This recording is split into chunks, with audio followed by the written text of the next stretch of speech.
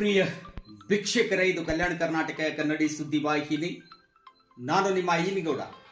ಎಲ್ಲರಿಗೂ ಕೂಡ ನಮಸ್ಕಾರ. ಇಂದು ವಿಜಯನಗರ ಜಿಲ್ಲೆ ಹೂವಿನಹಡಗಲಿ ಪಟ್ಟಣದ ಗೋಣಿಬಸವೇಶ್ವರ ದೇವಸ್ಥಾನದಲ್ಲಿ ಬಿಜೆಪಿಯ ಸದಸ್ಯತ್ವ ಅಭಿಯಾನ ಕಾರ್ಯಕ್ರಮ ಜರುಗಿತು. ಈ ಒಂದು ಅಭಿಯಾನ ಕಾರ್ಯಕ್ರಮಕ್ಕೆ ಚಾಲನೆಯನ್ನು ನೀಡಿದಂತಹ ಜನಪ್ರಿಯ ಶಾಸಕರಾದಂತಹ ಕೃಷ್ಣಾ ನಾಯ್ಕರವರು ಸದಸ್ಯತ್ವ ಅಭಿಯಾನ ಕಾರ್ಯಕ್ರಮವನ್ನು ಉದ್ಘಾಟಿಸಿ ಮಾತನಾಡಿದರು. ಸದಸ್ಯತ್ವವನ್ನು ಹೆಚ್ಚಿನ ಸಂಖ್ಯೆಯಲ್ಲಿ ಮಾಡಿದಂತಹ ಬೂತ್ ಮಟ್ಟದಲ್ಲಿ ಬೂತ್ ಅಧ್ಯಕ್ಷರು, ಬೂತಿನ ಸರ್ವ ಕಾರ್ಯಕರ್ತರು, ಪದಾಧಿಕಾರಿಗಳು ಏನು ಒಂದು ಬೂತ್ ಮಟ್ಟದಲ್ಲಿ ಹೆಚ್ಚಿನ ಸಂಖ್ಯೆಯಲ್ಲಿ ಸದಸ್ಯತ್ವವನ್ನು ನೋಂದಣಿ ಮಾಡಿದಂಥವರಿಗೆ ಒಂದು ಬೂತಿಗೆ ಹೆಚ್ಚಿನ ಇಡೀ ಕ್ಷೇತ್ರದಲ್ಲಿ 250 ಬೂತ್ಗಳಲ್ಲಿ ಯಾವ ಬೂತಿನಲ್ಲಿ ಹೆಚ್ಚಿನ ಸಂಖ್ಯೆಯಲ್ಲಿ ಬಿಜೆಪಿಯ ಸದಸ್ಯತ್ವ ಹೆಚ್ಚಿನ ಸಂಖ್ಯೆಯಲ್ಲಿ ನೋಂದಣಿಯಾಗುತ್ತೆ, ಆ ನೋಂದಣಿಯಾದಂತಹ ಬೂತಿನ ಅಧ್ಯಕ್ಷರಿಗೆ 1 ಲಕ್ಷ ರೂಪಾಯಿ ಬಹುಮಾನ ನೀಡುವಂತಹ ಒಂದು ಘೋಷಣೆಯನ್ನ ಮಾಡಿದರು. ಬಂಪರ್ ಬಹುಮಾನ. ಶಾಸಕರಾದಂತಹ ಕೃಷ್ಣಾ ನಾಯ್ಕರವರು ಅದೇ ರೀತಿಯಾಗಿ ದ್ವಿತೀಯ ಬಹುಮಾನವನ್ನ 50,000 ರೂಪಾಯಿ, ತೃತೀಯ ಬಹುಮಾನ 25,000 ರೂಪಾಯಿ ನೀಡುವಂತಹ ಒಂದು ಘೋಷಣೆಯನ್ನ ಮಾಡಿದರು. 2/9/2024 ಆರಂಭಗೊಳ್ಳುತ್ತೆ ಬಿಜೆಪಿಯ ಸದಸ್ಯತ್ವ ಅಭಿಯಾನ. ಈ ಒಂದು ಸದಸ್ಯತ್ವ ಅಭಿಯಾನ ಅತ್ಯಂತ ಮಹತ್ವದ ಕಾರ್ಯ ಅಂತ ಹೇಳಿದ್ರು ಶಾಸಕರಾದಂತಹ ಕೃಷ್ಣಾ ನಾಯ್ಕರವರು. ಕೂಡ ಬಿಜೆಪಿಯ ಪ್ರತಿಯೊಬ್ಬ ಕಾರ್ಯಕರ್ತರು ಅತ್ಯಂತ ಉತ್ಸಾಹ ಹುಮ್ಮಸ್ಸಿನಲ್ಲಿ ಈ ಕಾರ್ಯಕ್ರಮದಲ್ಲಿ ಪಾಲ್ಗೊಳ್ಳಬೇಕು. ಇದು ದೇಶದ ಹಿತದೃಷ್ಟಿಯಿಂದ ಪ್ರಧಾನಮಂತ್ರಿಯವರಾದಂತಹ ಮೋದಿಜಿಯವರ ಮಹತ್ವಾಕಾಂಕ್ಷೆಯ ಒಂದು ಕಾರ್ಯಕ್ರಮ. ಸದಸ್ಯತ್ವ ಅಭಿಯಾನ, ಸದಸ್ಯತ್ವ ನೋಂದಣಿ ಅಭಿಯಾನ ಕಾರ್ಯಕ್ರಮ ಎನ್ನುವಂತಹ ಮಾತನ್ನ ಹೇಳಿದ್ರು. ಈ ಸಂದರ್ಭದಲ್ಲಿ ಮಾತನಾಡಿದಂತಹ ನಂದಿಹಳ್ಳಿ ಹಾಲಪ್ಪನವರು, ಮಾಜಿ ಶಾಸಕರಾದಂತಹ ನಂದಿಹಳ್ಳಿ ಹಾಲಪ್ಪನವರು ಆಶ್ಚರ್ಯವನ್ನು ವ್ಯಕ್ತಪಡಿಸಿದರು. ಅತ್ಯಾಶ್ಚರ್ಯವನ್ನು ವ್ಯಕ್ತಪಡಿಸುವುದರ ಮೂಲಕ ಶಾಸಕರ ಸಮಯ ಪ್ರಜ್ಞೆಗೆ ಪ್ರಶಂಸೆಯನ್ನು ಕೂಡ ವ್ಯಕ್ತಪಡಿಸಿದರು. ಕೇವಲ ಮಾಜಿ ಶಾಸಕರಾದಂತಹ ನಂದಿಹಳ್ಳಿ ಹಾಲಪ್ಪನವರು ಅಷ್ಟೇ ಅಲ್ಲ, ಇವತ್ತಲ್ಲಿ ನೆರೆದಿದ್ದಂತಹ ಬಿಜೆಪಿಯ ಸರ್ವ ಮುಖಂಡರು, ಸರ್ವ ಕಾರ್ಯಕರ್ತರು, ಮಹಿಳಾ ಕಾರ್ಯಕರ್ತರಲ್ಲಿಯೂ ಕೂಡ ಒಂದು ಅಚ್ಚರಿ ನೋಟ ಕಂಡು ಬಂತು. ಏನಿದು, ಶಾಸಕರು ಸಕಾಲದಲ್ಲಿ ಬಂದು ಬಿಟ್ಟಿದ್ದಾರೆ. 11 ಗಂಟೆಗೆ ಸದಸ್ಯತ್ವ ಅಭಿಯಾನ ಕಾರ್ಯಕ್ರಮಕ್ಕೆ ಚಾಲನೆಯನ್ನ ನಿಗದಿಗೊಳಿಸಲಾಗಿತ್ತು. ಗೋಣಿಬಸವೇಶ್ವರ ದೇವಸ್ಥಾನದಲ್ಲಿ ಇವತ್ತು 11 ಗಂಟೆಗೆ ಚಾಲನೆಯನ್ನು ನಿಗದಿಗೊಳಿಸಬೇಕಾಗಿತ್ತು. ಆದರೆ 10ವರೆಗೆ ಶಾಸಕರು ಗೋಣಿಬಸವೇಶ್ವರ ದೇವಸ್ಥಾನದಲ್ಲಿ ಇದ್ದಿದ್ದನ್ನು ಕಂಡಂತಹ ಬಿಜೆಪಿ ಕಾರ್ಯಕರ್ತರು, ಬಿಜೆಪಿಯ ಸರ್ವ ಮುಖಂಡರು, ಮಹಿಳಾ ಕಾರ್ಯಕರ್ತೆಯರು ಎಲ್ಲರೂ ಕೂಡ ಪರಮಾಶ್ಚರ್ಯದಿಂದ ಇವತ್ತು ಒಂದು ರೀತಿ ಕೇಕೆ ಹೊಡೆದು ಸಂಭ್ರಮಿಸಿದ್ರು ಅಂತಾನೆ ಹೇಳಬೇಕು. ಬದಲಾಗುವಂತಹ ಒಂದು ಮುನ್ಸೂಚನೆಯನ್ನ ನೀಡ್ತಾ ಇದೆ ಕೃಷ್ಣಾ ನಾಯ್ಕರವರ ನಡೆ. ಈ ಒಂದು ಕಾರ್ಯಕ್ರಮದಲ್ಲಿ ಸದಸ್ಯತ್ವ ನೋಂದಣಿ ಅಭಿಯಾನ ಕಾರ್ಯಕ್ರಮದಲ್ಲಿ ಮಾತನಾಡಿದಂತಹ ವಿಭಾಗೀಯ ಪ್ರಧಾನ ಕಾರ್ಯದರ್ಶಿ ಪೂಜಪ್ಪನವರು ಪರೋಕ್ಷವಾಗಿ ಮಾರ್ಮಿಕವಾಗಿ ಮಾತನಾಡಿದ್ರು. ಪಕ್ಷ ಮುಖ್ಯ, ಪಕ್ಷಕ್ಕೆ ಯಾರು ಬೇಕಾದ್ರೂ ಬರ್ತಾರೆ, ಯಾರು ಬೇಕಾದ್ರೂ ಹೋಗ್ತಾರೆ. ರಾಜಕಾರಣ, ಅಧಿಕಾರ ಬಿಜೆಪಿಗೆ ಮುಖ್ಯ ಅಲ್ಲ, ದೇಶ ಕಟ್ಟುವಂತಹದ್ದು ಮುಖ್ಯ. ದೇಶದ ಭದ್ರತೆ, ದೇಶದ ಸುಭದ್ರತೆ ಬಿಜೆಪಿಗೆ ಮುಖ್ಯ. ಆ ನಿಟ್ಟಿನಲ್ಲಿ ಮೋದಿಜಿಯವರು ಕಾರ್ಯನಿರ್ವಹಿಸ್ತಾ ಇದ್ದಾರೆ. ಅವರ ಕೈಯನ್ನು ನಾವು ಬಲಪಡಿಸಬೇಕು ಎನ್ನುವಂತ ಮಾತನ್ನು ಹೇಳಿದ್ರು.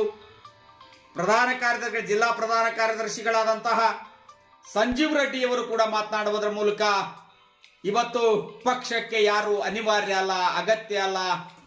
ಕೃಷ್ಣಾ ನಾಯಕರು ಕೂಡ ಅತ್ಯಂತ ಆಸಕ್ತಿಯಿಂದ ಸದಸ್ಯತ್ವ ನೋಂದಣಿ ಕಾರ್ಯಕ್ರಮದಲ್ಲಿ ಪಾಲ್ಗೊಂಡಿದ್ದಾರೆ. ನಾವೆಲ್ಲರೂ ಕೂಡ ಅವರ ಕೈಯನ್ನ ಬಲಪಡಿಸುವಂತಹ ಕೆಲಸವನ್ನ ಮಾಡೋಣ ಅಂತ ಹೇಳಿದ್ರು. ಅದೇ ರೀತಿಯಾಗಿ ಜಿಲ್ಲಾಧ್ಯಕ್ಷರಾದಂತಹ ಚನ್ನಬಸನಗೌಡರು ಮಾತನಾಡಿ, ಬಿಜೆಪಿ ಜಿಲ್ಲಾಧ್ಯಕ್ಷರಾದಂತಹ ಚನ್ನಬಸನಗೌಡರು ಮಾತನಾಡಿ, ಏನು ಅವತ್ತು ಒಂದು ಹೊಸಪೇಟೆಯಲ್ಲಿ ಲಾಂಚ್ ಆಯಿತು, ಸದಸ್ಯತ್ವ ಅಭಿಯಾನ ಕಾರ್ಯಕ್ರಮ ಉದ್ಘಾಟನೆಗೊಂಡಿತು. ಅವತ್ತು ಸಿದ್ಧಾರ್ಥ ಸಿಂಗ್ ರವರು 1 ಲಕ್ಷ ಘೋಷಣೆಯನ್ನ ಮಾಡಿದ್ರು. ಅದೇ ಮಾದರಿಯಲ್ಲಿ ಇವತ್ತು ಕೃಷ್ಣ ನಾಯಕರವರು ಬೂತಿಗೆ ಒಂದು ಬೂತು ಹೆಚ್ಚಿನ ಸಂಖ್ಯೆಯಲ್ಲಿ ಸದಸ್ಯತ್ವ ನೋಂದಣಿ ಮಾಡಿಸಿದಂತಹ ಬೂತಿಗೆ ಪ್ರಥಮ ಬಹುಮಾನವಾಗಿ 1 ಲಕ್ಷ, ದ್ವಿತೀಯ ಬಹುಮಾನವಾಗಿ 50,000 ರೂಪಾಯಿ, ತೃತೀಯ ಬಹುಮಾನವಾಗಿ 25,000 ನೀಡುವಂತಹ ಒಂದು ಭರವಸೆಯನ್ನ ನೀಡಿದ್ದಾರೆ. ಕಾದ್ ನೋಡೋಣ ಬಿಜೆಪಿಯ ಒಂದು ಏನಿದೆ ಸದಸ್ಯತ್ವ ನೋಂದಣಿ ಅಭಿಯಾನ ಯಶಸ್ವಿ ಆಗುತ್ತಾ ಎನ್ನುವಂತಹದ್ದನ್ನು ಮಿಸ್ ಕಾಲ್ ಕೊಡುವುದರ ಮೂಲಕ ಈ ಒಂದು ಸದಸ್ಯತ್ವ ನೋಂದಣಿ ಕಾರ್ಯಕ್ರಮಕ್ಕೆ ಚಾಲನೆಯನ್ನು ನೀಡಲಿದ್ದಾರೆ. 2/9/2024 ದೇಶದ ಪ್ರಧಾನಮಂತ್ರಿಗಳಾದಂತಹ ನರೇಂದ್ರ ಮೋದಿ ಅವರು ಆರಂಭದಲ್ಲಿ ಪ್ರಥಮ ಬಾರಿ ಸದಸ್ಯತ್ವವನ್ನು ಪಡೆದುಕೊಂಡ ನಂತರ ಚಾಲನೆ ಸಿಗುತ್ತೆ. ಎಲ್ಲರೂ ಕೂಡ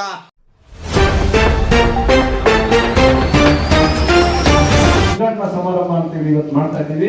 ಪ್ರತಿ ಬೂತ್ ಅಲ್ಲಿ ಕೂಡ ನಿಮ್ಮ ಉದ್ಘಾಟನಾ ಸಮಾರಂಭ ಆಗಬೇಕು. ಅದು ನಾನು ಯಾರು ವಿಚಾರ ಕೊಟ್ಟಿರ್ತೀನಿ ಅವ್ರ ಫೋಟೋ ತಗೊಂಡು ನನ್ನ ಮೊಬೈಲ್ ಹಾಕ್ತೀನಿ. ಅಲ್ಲಿಂದ ಉದ್ಘಾಟನಾ ಸಮಾರಂಭ ಮಾಡಿ ಒಂದು ದೇವರ ಪೂಜೆ ಮಾಡಿ ಈ ಕಾರ್ಯಕ್ರಮ ಸ್ಟಾರ್ಟ್ ಮಾಡಬೇಕು. ಮೊಬೈಲ್ ಇಂದ ಎಲ್ಲ ನೀವು ಮೆಂಬರ್ಶಿಪ್ ಆಗಿದ್ದು ಯಾವ ಮೆಂಬರ್ಶಿಪ್ ಆಗ್ತಿದ್ರೆ ಒಂದು ಪೇಪರ್ ಬಂದು ಇದರಲ್ಲಿ ನನಗೆ ರಿಜಿಸ್ಟ್ರೇಷನ್ ಮಾಡಿ ನನಗೆ ಕೊನೆ ದಿನ ಬಂದು ಸಲ್ಲಿಸಬೇಕು. ಹಾಗಾಗಿ ನಾವು ಮೊನ್ನೆ ಜಿಲ್ಲಾವಾರು ಮಾಡುವಾಗ ಅತಿ ಹೆಚ್ಚು ಮಂಡಲದಲ್ಲಿ ಯಾರು ಮಾಡ್ತಾರೆ ಅದು ನಮ್ಮ ಆನಂದ್ ಸಿಂಗ್ ಸಾಹೇಬರು ಮತ್ತೆ ಅವ್ರ ಮಗ ಸಿದ್ಧಾರ್ಥ್ ಸಿಂಗ್ ಅವರು ಕೂಡ ನಾವು ಇಷ್ಟು ಬಹುಮಾನ ರೂಪದಲ್ಲಿ ಕೊಡ್ತೀವಿ ಅಂತ ಹೇಳಿ ಅವರು ಒಪ್ಕೊಂಡು ಅವಾಗ ಮಂಡಲ ಈಗ ಮಂಡಲದಲ್ಲಿ ಅತಿ ಹೆಚ್ಚು ಮೆಂಬರ್ಶಿಪ್ ಆಗ್ಬೇಕಂತಂದ್ರೆ ಬೂತ್ ಆದ್ರೆ ಮಾತ್ರ ಸಾಧ್ಯ ಅಂತೇಳಿ ನಾನೇ ಅನ್ಕೊಂಡೆ ಅಧ್ಯಕ್ಷರಿಗೆ. ಸರ್ ಅತಿ ಹೆಚ್ಚು ಬೂತ್ ಅಲ್ಲಿ ಯಾರು ತೆಗಿತಾರೋ ನನ್ನ ಕ್ಷೇತ್ರದಲ್ಲಿ ನಾನು ಅವರಿಗೆ 1 ಲಕ್ಷ ರೂಪಾಯಿ ನಾನು ಯಾವ ಬೂತ್ ಅಂದ್ರೆ ಪರ್ಸೆಂಟೇಜ್ ಈಗ 800 ವೋಟ್ ಇದ್ರೆ ಎಷ್ಟು ತಗೊಂಡ್ರಿ, 1000 ವೋಟ್ ಇದ್ರೆ ಪರ್ಸೆಂಟೇಜ್ ಅಲ್ಲಿ ಯಾವ ಹೈಯೆಸ್ಟ್ ಪರ್ಸೆಂಟೇಜ್ ಅಂತ ತೆಗಿತೀರೋ ಅವ್ರಿಗೆ ನಾನು, ಯಾಕಂತಂದ್ರೆ ಇದು ಅವರ ಮನೆಯಲ್ಲೇ ಹೋಗಿ ಕುತ್ಕೊಂಡು ಈಗೆಲ್ಲ ಹೇಳ್ತಾರೆ ನಮ್ಮ ಫಸ್ಟ್ ಸೆಕೆಂಡ್ ನಾವು ಮರ್ತ್ಬಿಟ್ಟಿದ್ರೆ ಫಸ್ಟ್ ಬಂದವರಿಗೆ 1 ಲಕ್ಷ, ಸೆಕೆಂಡ್ ಬಂದವರಿಗೆ 50, ಥರ್ಡ್ ಬಂದವರಿಗೆ 25. ಈ ತರ ನನ್ನ ವೈಯಕ್ತಿಕ ನಾನು ಕೊಡ್ತೀನಿ. ಈ ಬುಕ್ ಅಲ್ಲಿ ದಾಖಲೆ ಮಾಡ್ಬೇಕಂತ ಹೇಳಿ ಈ ಬುಕ್ ಅಲ್ಲಿ ನಾಳೆ ಯಾರು ನಾವು ಒಂದೊಂದು ಪಂಚಾಯತಿಗೆ ಇನ್ಚಾರ್ಜ್ ಮಾಡಿ ಬೂತ್ಗಳಿಗೆ ಕೂಡ ಯಾರಿಗೆ ಆಸಕ್ತಿ ಇರುತ್ತೆ ಆಮೇಲೆ ವ್ಯಥೆ ಪಟ್ಟಿ ಕೂಡ ತಮಗೆಲ್ಲರಿಗೂ ಅನುಭವ ಆಗಿದೆ. ಒಬ್ಬೊಬ್ಬ ಭಾರತೀಯ ಜನತಾ ಪಕ್ಷದ ಕಾರ್ಯಕರ್ತರು ಕೂಡ ನಾವು ವ್ಯಥೆ ಪಟ್ಟಿದ್ದೀವಿ. ಯಾವಾಗ 2023 ಆಗಿತ್ತೇನೋ, ಯಾವಾಗ ನಮ್ಮ MLA ಬಂದಿತ್ತೇನೋ, ಯಾವಾಗ ನಾವು ಕೂಡ ನಮ್ಮ MLA ಅಂತೇಳಿ ನಮ್ಮ ಊರಲ್ಲಿ ನಾವು ಎಲ್ಲಿ ತಟ್ಟಿ ಎಲ್ಲ ಮಾಡಿ ನಾವು ಜೀವನ ಮಾಡ ಬರುತ್ತೇನೆ ಅಂತ ಹೇಳ್ತಾರೆ. ಹಾಗಾಗಿ ಇವತ್ತಿನ ಅಭಿಯಾನ ಏನಿದೆ ಇದು ಬಹಳ ಅಂದ್ರೆ ಬಹಳ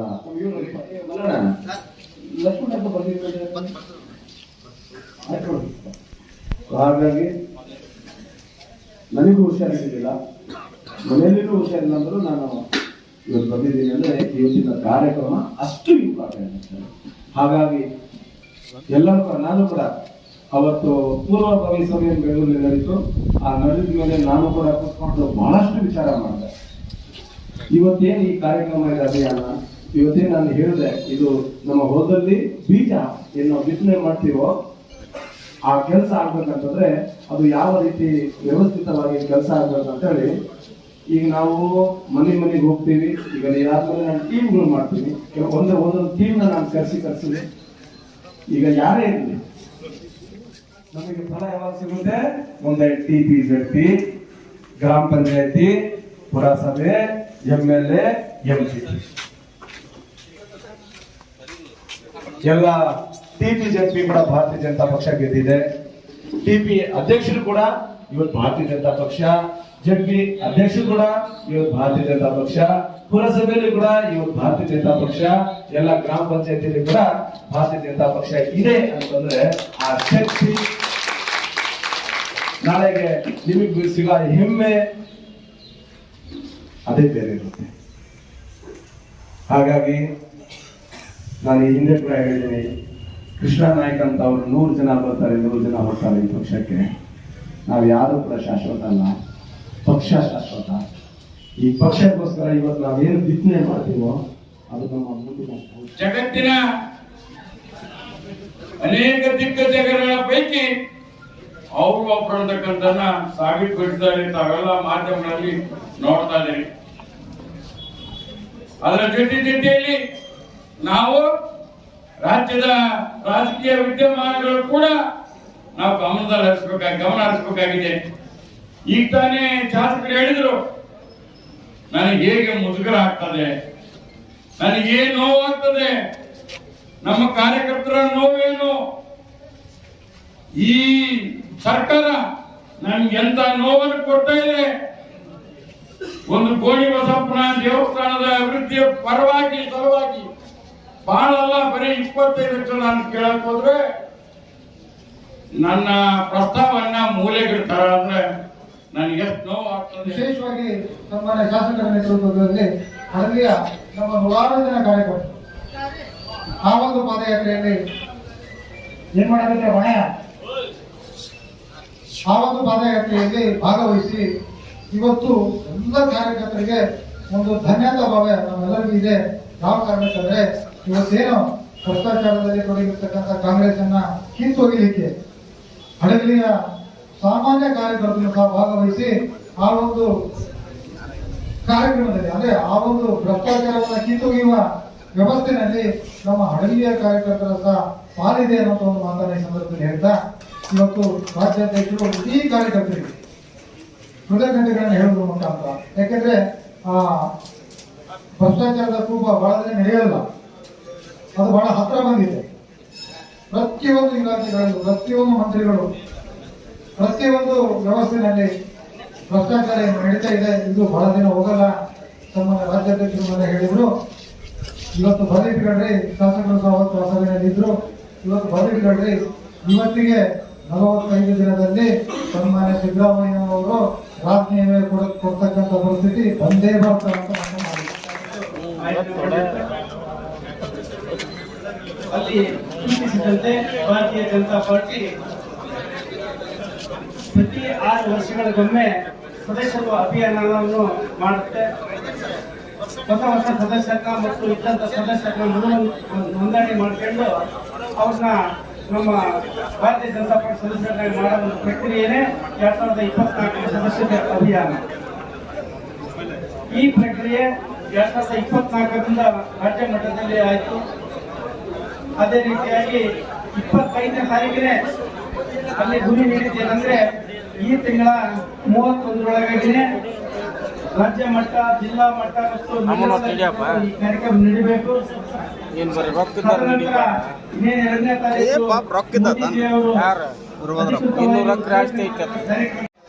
ಹೋಗ್ತಿರ್ತಾರ ಬರ್ತಿರ್ತಾರ.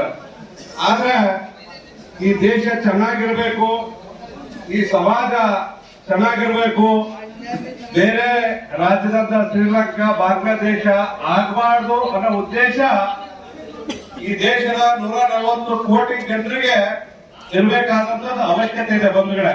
ಇದು ನಮ್ಮ ಭಾವನೆ. ಇಲ್ಲಿ ಕುಂತವ್ರು ಸಹಿತ ಅದೇ ಭಾವನೆ ಇದ್ರೆ ಈ ದೇಶ ಚೆನ್ನಾಗಿರುತ್ತೆ.